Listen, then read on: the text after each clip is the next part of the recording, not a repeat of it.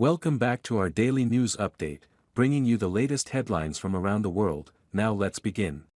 Jemele Hill accuses Asians of carrying the water for white supremacy for backing affirmative action decision. The Supreme Court ruled against affirmative action in a major case on Thursday, Asian Americans praising the U.S. Supreme Court for declaring affirmative action to be unconstitutional, carried the water for white supremacy, the Atlantic writer Jemele Hill claimed, in a 6-3 decision on Thursday.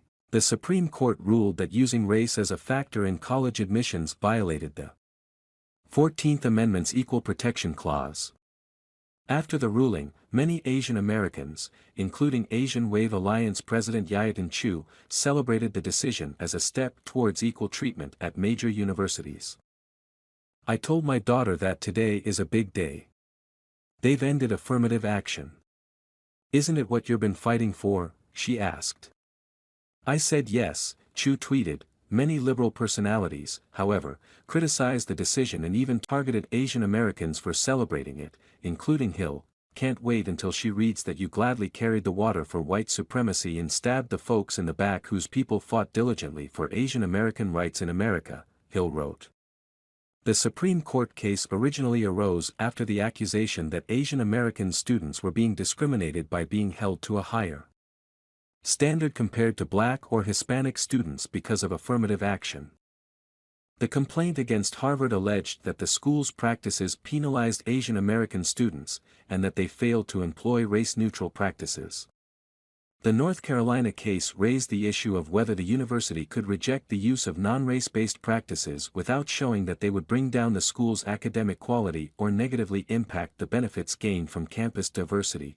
Chief Justice John Roberts wrote the majority opinion that Harvard and UNC lack sufficiently focused and measurable objectives warranting the use of race, unavoidably employ race in a negative manner, involve racial stereotyping, and lack meaningful endpoints, though the decision was hailed as a victory for Asian American students. Many progressives claimed that the Supreme Court effectively legalized discrimination against Black students. Princeton professor and frequent MSNBC guest Eddie Glaude dismissed the consideration for Asian students by claiming, "We will return to a segregated landscape. To be honest with you, we will return to elite institutions, more specifically being the space for a particular population, for predominantly white and Asian students. We will begin to see a kind of segregated higher education landscape," Glaude said. "I'm trying to manage my emotions, but this was just one remedy. Affirmative action, the only remedy to the legacy of discrimination in admissions in American higher education." This was not the first time Hill accused a minority group of supporting white supremacy. Following the police beating of Tyre Nichols in January by 5 Black officers, Hill insisted that the incident arose from racism. "Just as women sometimes carry the water for misogyny and the patriarchy, Black people have definitely done the same for white supremacy. You're stuck on the faces. I'm looking at the system and why it was created," Hill tweeted. Subscribe to my YouTube news channel now, providing accurate and reliable information on the latest hot events. Join the community for exchanging opinions and learning from each other.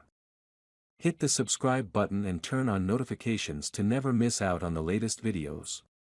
Let's explore the world of information together.